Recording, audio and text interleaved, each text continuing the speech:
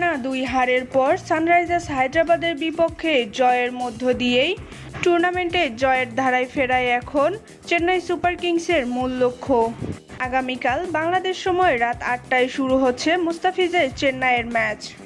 এই ম্যাচকে সামনে রেখেই চেন্নাইয়ের চিদম্বরম স্টেডিয়ামে অনুশীলনে গা গরম করে নিচ্ছে ফিজ।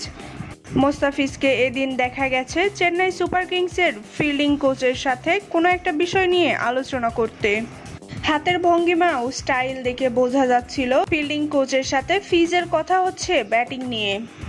অনুশীলন শেষে চেন্নাইয়ের ফিল্ডিং কোচ জানিয়েছেন মুস্তাফিজুর রহমানকে সানরাইজার্স হায়দ্রাবাদের বিপক্ষে একাদশে রাখা হবে কিনা।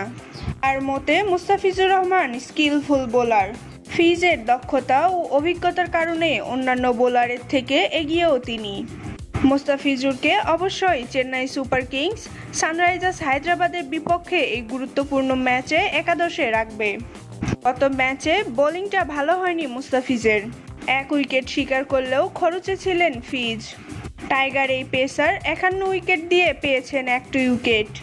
স্বাভাবিকভাবেই প্রশ্ন জেগেছে মুস্তাফিজকে নিয়ে।